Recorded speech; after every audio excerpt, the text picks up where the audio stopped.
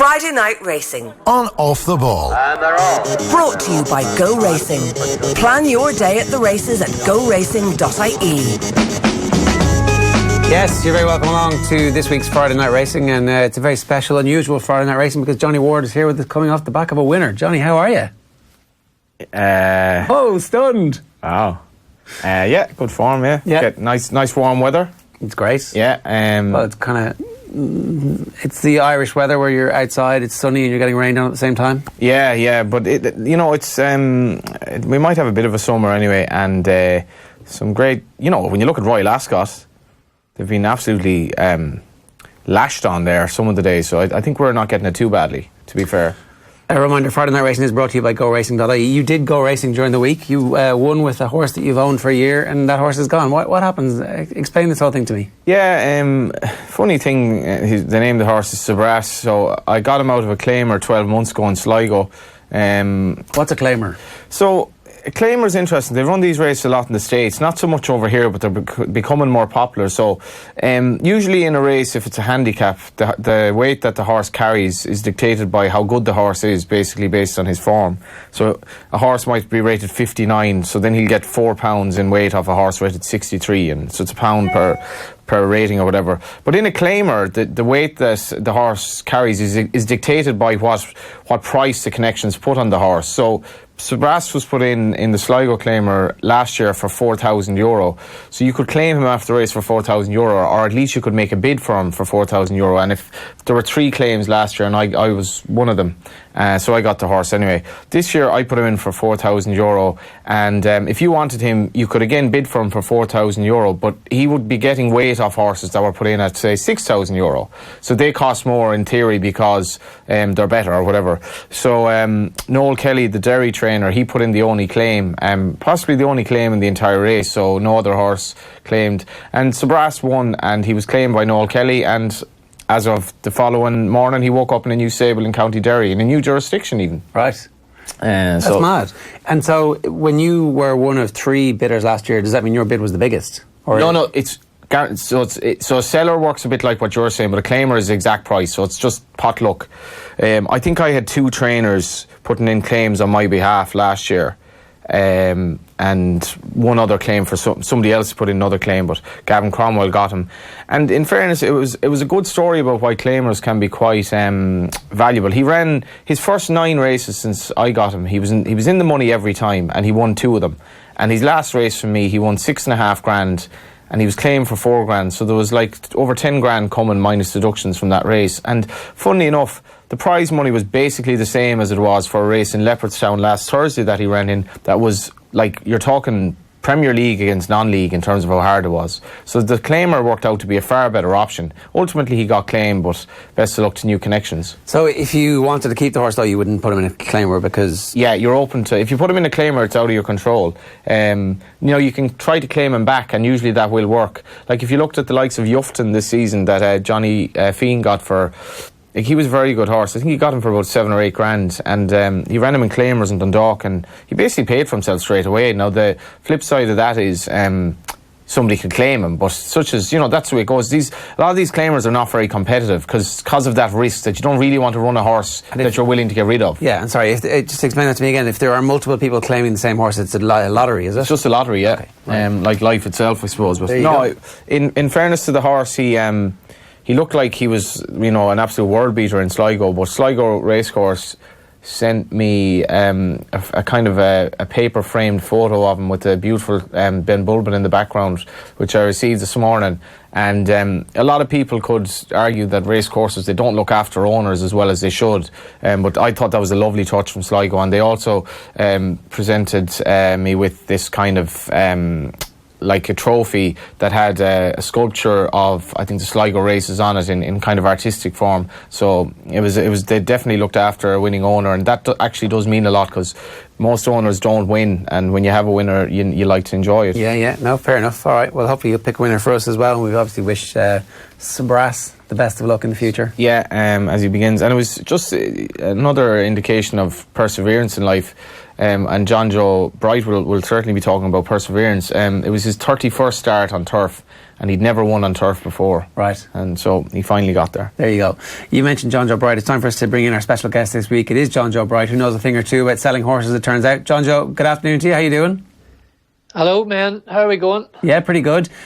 So you were involved in the sale of, I think if I'm right in saying, the first horse that you've pinhooked just recently. If I haven't got any of the details right, and you might correct them for us, but it sounds like a pretty exciting story. You bought a horse for a price and you sold it for more. Hey presto, you're in business. Indeed. The simple terms of business. That's my first one. I've been trying there now to buy 2 foals every year, and so I in my case here now, I keep them through to their 3-year-olds, and the gamble there is getting them back to the sales now, healthy and correct, and getting them on to the next man. So talk us about the one. There was a sale recently at Goffs a couple of weeks ago. Was that the first one that you'd successfully brought through from foal to 3-year-olds? Yeah, that's the first one. Of my first 2, the other one there I'm going to hold on to, just for a number of reasons. I thought I weighed it up, and I thought he probably through the ring he wouldn't make enough, and I quite like him, so I'm going to hold on to him and take a chance and a point with him. Okay, right. So will you be training him at that stage as well, or do you put him for somebody else to train? Yeah, no, I'll put him on. I'll put him into somebody else there. And we'll leave every man to their own job. Yeah, okay, so fair enough. Talk to us a little bit about pinhooking then, because we haven't really talked to too many pinhookers on the show before. What is it? Well, I suppose, in terms of national hunt animals, I'd be looking to buy them usually about November, December time off the breeders.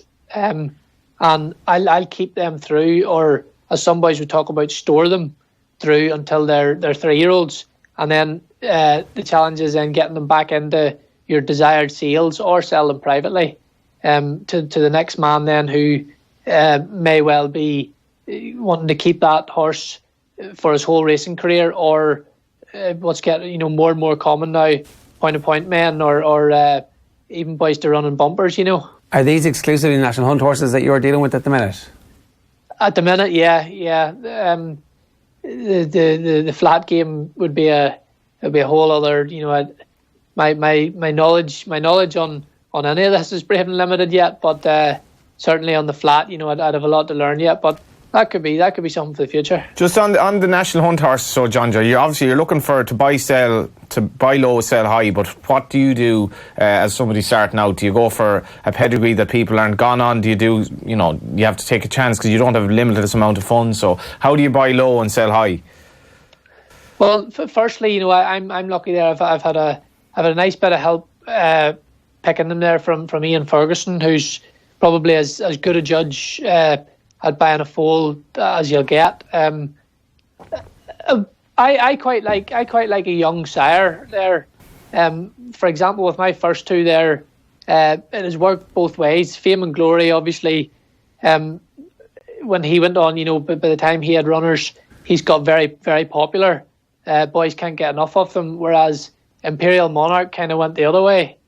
And that was one of the main reasons why I decided to keep that boy, because I actually really like him. And maybe by next year they might have completely turned and they'll be fashionable again. But no, a young sire is something I like. I suppose it's the ultimate gamble, but when it works, it just shows you there it's nice. What do you look at when we see a foal? I suppose we see a very cute little animal, bandy legs, looking for the love of his mother. But in terms of actual physical conformation, what would Ian advise you to look for, and what do you look for, Jonjo?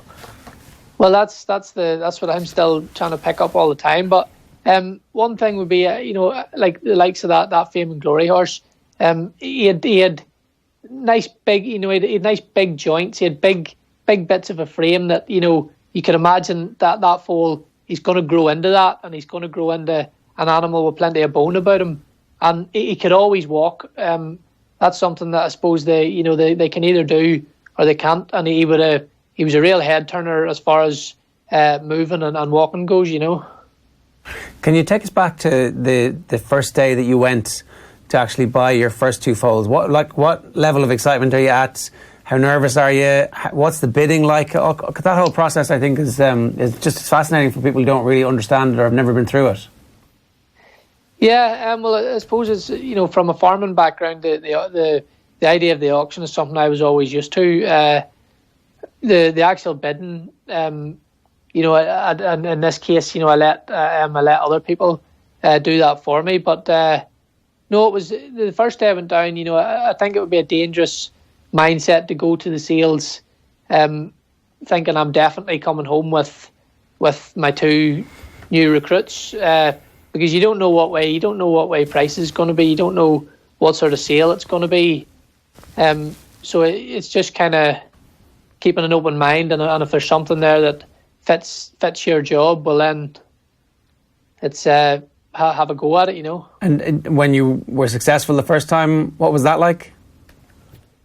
I didn't think that Fame and Glory foal, I didn't think I would have got him. I thought he would have made too much, you know. That's the other thing. I think, especially starting off, you need to have set a budget in your head and try and stick to it, because when you get in that atmosphere, it would be very, very easy to get carried away, and you know, that could be disastrous. Yeah, there are parallels with betting here in that, you know, you go to the races, you fancy a horse, and you're expecting 4-1 or whatever, sort of 7-2, 3-1, 7-2, 3-1, 11-4, and then you start thinking, I really want to back this horse, but if Jonjo wanted to spend $8,000, there's not much point spending 12. Yeah. Make a, you know, I find have a figure in your head, and if you want to go a bid over that or something like that, well, so be it. But, you know, try and stick to that. Yeah. Like, the strategy of all that is hugely important. But then the other part that's like really fascinating is you've kind of blah, blah, blah away. So I bought it here, and then I stored it for 2 years, and then I sold it again. But what's the skill of those 2 years? Like, that's living with this horse every day, taking it from a foal who can't do anything to a position where you can actually then sell it to somebody who thinks they can turn that into a future champion. So what are you doing with the horses? How does that living with the animal actually work? Well, I have tried to set up as easy care a system as possible. I put in, for example, barriers, you know, that we can literally just set in the winter time. We can set their hay in front of them. Just have everything as handy as possible, and the main thing is safe. You know, you don't want to be, you know, when you're splashing out rightly in these foals, you know, you don't want to be. You want to minimise the risk as much as possible, because, as I say, that is the gamble, getting them back to the sales healthy and correct. Aside from that, you know, you're wanting to keep them well wormed, keep them healthy, and in the summertime there, that's you know, plenty of the good green stuff. I think is, you know, in this country, I think that's our main advantage. You know. The grass there to put a bit of condition on them and keep them healthy. And what work do you do with them? Like, when do you put a saddle on them for the first time? What's that process? So these horses are sold as stores, so they're sold unbroken. So there'll be no saddle, but maybe the last 6 weeks or 2 months they'll get what's known as sales prep. So between my fiancée Rhea and my dad, John, he got. That first horse he got well done now. There'll be a bit of lunging, bit of work on the walker, tying his head down, just getting him prepared for the next man now who's gonna back him, and then and probably throw him out then for a couple of weeks. Right. Okay. So you're getting the horse from a foal and making sure that they're safe and well for that 2 years. You have them for a very short period of time in their overall life, but it's obviously hugely important. Yeah, and try and, you know, I like to think they're, you know, I have a bit of ground that they go to in the summertime, and they go away from, you know, they're checked every day, but they're away from everybody. They can get their head shard. You know, they're gonna have their whole racing career they'll be with people every day there. And I like the idea of getting them away. Let them have get their head showered before they start. Yeah. Do you get affectionate towards them as well when you have them so long from, I suppose, baby? No, I don't. That's not. I don't. That wouldn't be in my nature. You're a ruthless man, Jonjo. I don't know. Are you sure you kept one because you liked him? No. I like him. I like the way he moves, and I like. No, but whenever you set out to do this,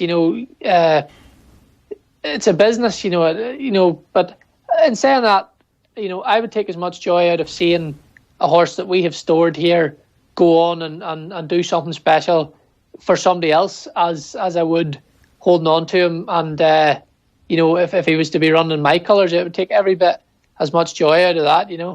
So you've got you've been buying 2 every year for the last couple of years. How many have you got with you at home in storage, so to speak? Well, that would have been 6. So we're down to 5 now, and then we'll go down hopefully in November again and go again. I don't want to. I would rather stick to 2 and try and keep the bar high now. Try and be buying exactly what I want every time. Yeah. Rather than putting numbers away up and try and keep the thing sort of quality rather than quantity. The other 5, apart from the Imperial Monarch, what have you? I have a Sageburg yearling, a Valoran yearling, a Maller 2-year-old, and a Frozen Fire 2-year-old. So a nice mix and match there in terms of stallions and fashionable ones and maybe slightly less fashionable. Yeah, indeed. The Frozen Fire, I'd say he probably needs a good horse now. He's a lovely. He's going to turn into a gorgeous model of a horse, which is going to stand by him. The Valoran yearling is the one I really like. A real active wee pedigree. And Valoran is in the sales ring. He's been very popular this year so far now. Jonjo, how's your health at the minute? People might not be familiar with the fact that you had a fairly significant accident in 2013. How are you getting on at the minute? Brilliant. Yeah, I can't complain. I'm very lucky there. I always say it, but the Irish injured jockeys they put me in the best possible position to stay in good shape and maintain that. Like today, there I'm just back from a physio session. Which is, for a couple of hours afterwards, it's hard on me. But I do that 3 days a week, and I use the exoskeleton, which is I probably take it for granted now a wee bit, but I don't think I could do without it now. Tell us a bit about what is the exoskeleton, because a lot of people won't be again familiar with the whole notion of it. It's an external frame that you kind of sit into, is it? So it's basically like a wearable robot is a good way to describe it, which allows me to stand and walk. I mean, I would do maybe 2,000 steps a week or more sometimes. Now that's maybe not a lot for somebody who records their steps throughout the day, but that's 2,000 steps for somebody who shouldn't be out of the chair at all. That's incredible. I'm amazed at that. Yeah, no, It really does the work of probably 5 or 6 physiotherapists, and it's all based around the idea. The exo and the physio that I do as well is all based around the idea that your body's not designed to sit down all day long. So I heard a good. Go on, yeah. I heard a good saying the other day there. If I rest, I rust. Actually, that just for the people in desk jobs, and I've spoken to physios about this, Jonjo, in terms of people who need hip replacements and that, and because if you go to the Middle East, you go to Japan, and they eat on the floor. Our posture, we're just not able to do that unless you're doing some sort of activity, because we're not used to that. We sit down so much that I think we're really, as you say, rusting, Jonjo. We're not doing enough activities in other ways. Indeed, yeah. Activity is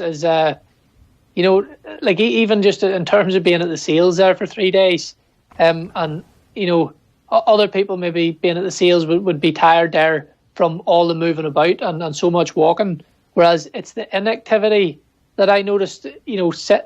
literally sitting in one place for 3 days, it was hard on me. Like, and I'm still, like this week's physio there, I'm literally caught, battling against that. That is the reality at the minute.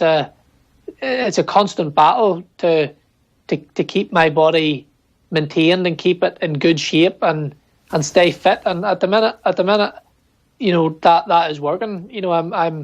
I am in good shape, and I'm happy with that. What age are you now? I'm 25. 25. So you were this. It was 2013. The accident happened, wasn't it? Yeah, that's right. Yeah, Torella point to point. Yeah. Yeah, it's such a blow to someone so young, and I was always impressed with your positive attitude coming out of it, and that of obviously John Thomas McNamara, because he got injured around the same time, and despite the fact obviously it didn't end well for him, he was never downbeat about it, despite his prognosis and all that. Yeah, I mean, it's them sorts of scenarios. It's amazing. Like I watch things about other people who have had unfortunate circumstances, and I think that's, how do they deal with that? And it's amazing. But it is funny when you're in a situation like that.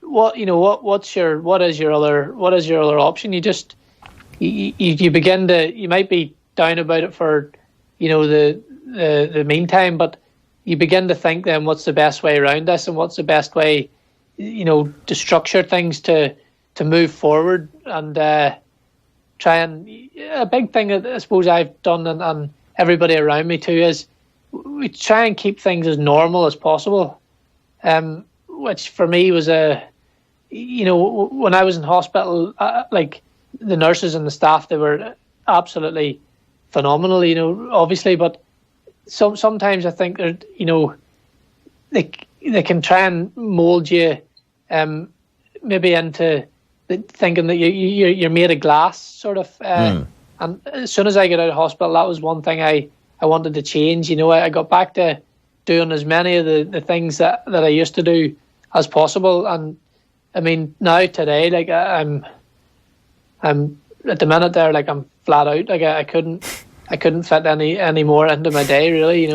Yeah, I'd say the position you're in now compared to maybe how it looked 5 or 6 years ago is definitely the outlier of a positive outcome because of how active you are and doing that many steps in a week, 2,000 steps in a week, which is a lot more than people with more able means.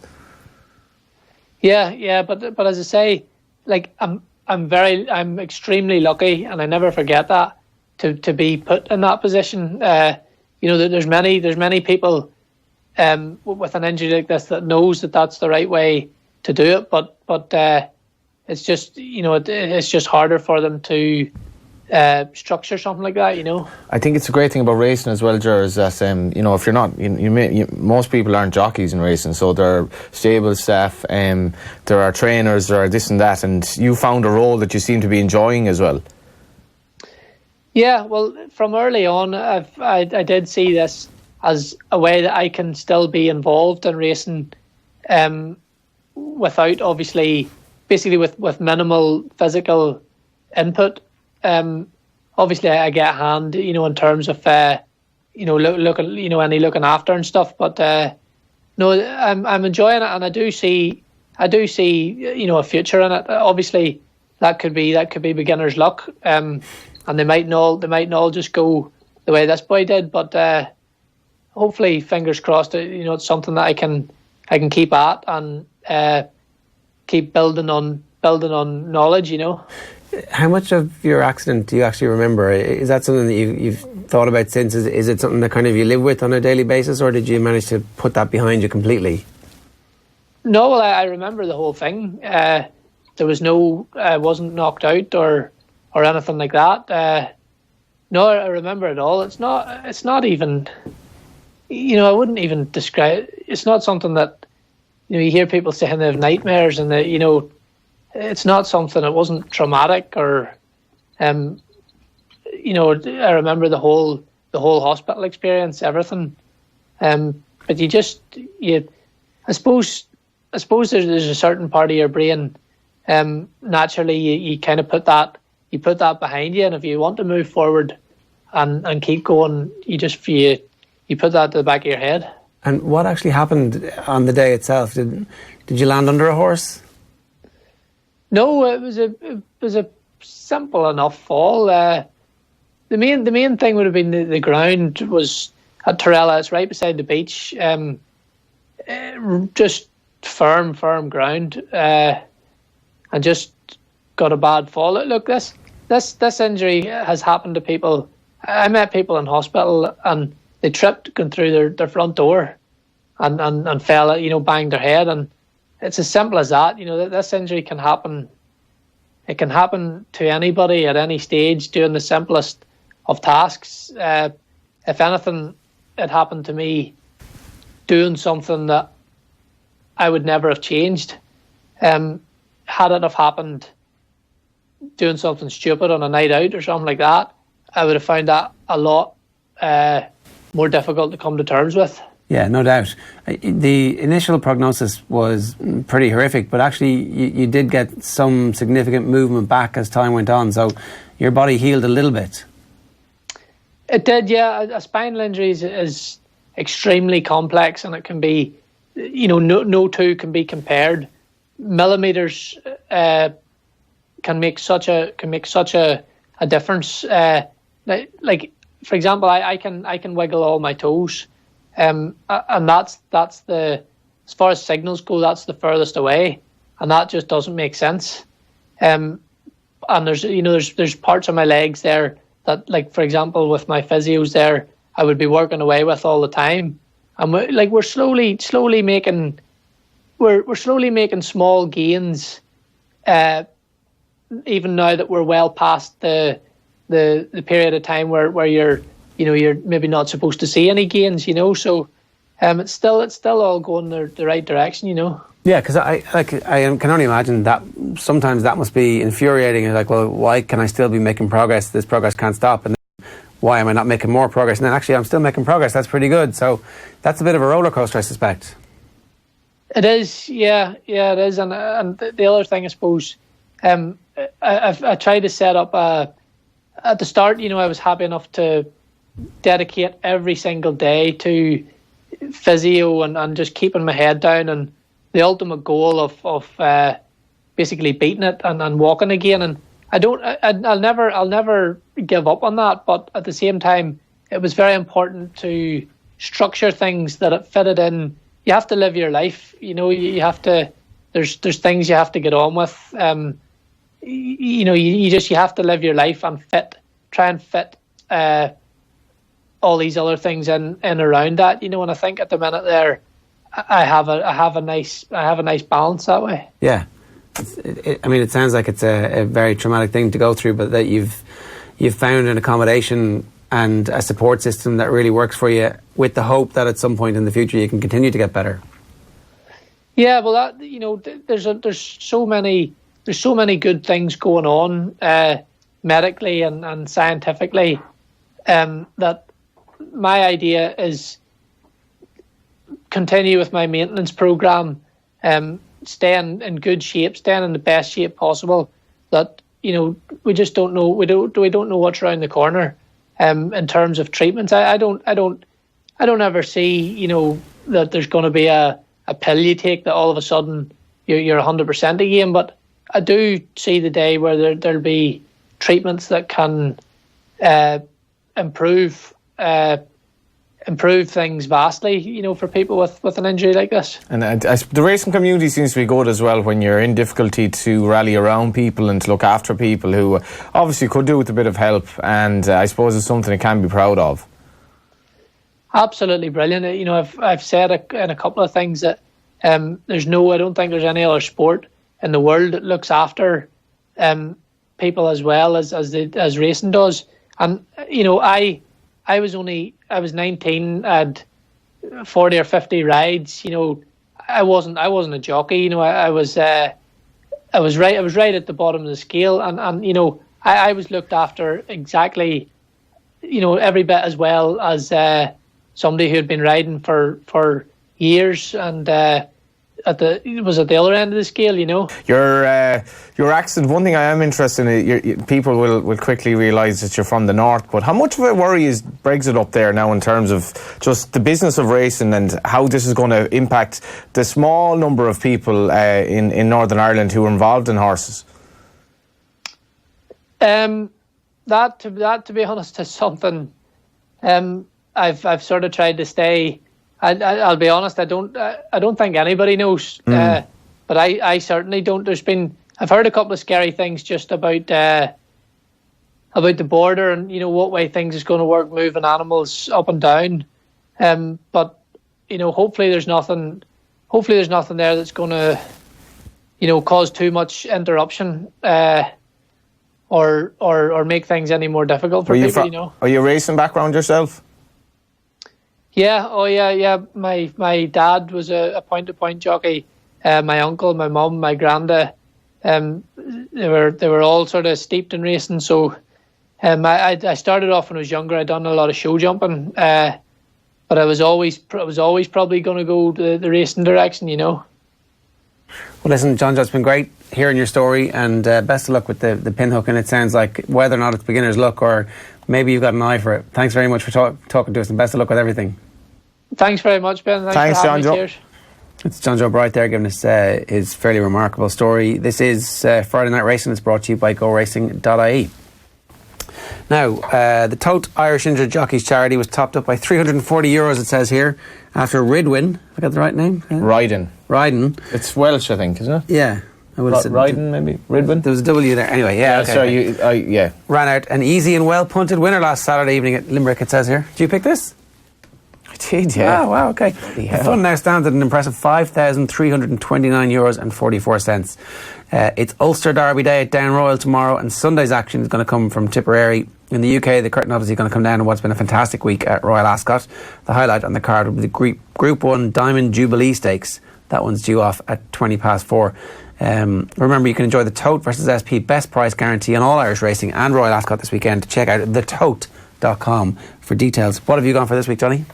Yeah, it's obviously the curtain, as you say, brought down on Royal Ascot. The strange thing about the week has been the ground. They have had proper soft ground, which has involved like deluges and deluges of rain, and I keep going on about this, but the more erratic weather we get, the less unusual it is, I suppose. But it won't be a big problem for I Am Superman. Now, he runs for Michael O'Callaghan, who was our guest in your stead last week. He was quite hopeful about this horse, who started off in handicaps at the start of the season. He runs in the Jersey Stakes at 3:05.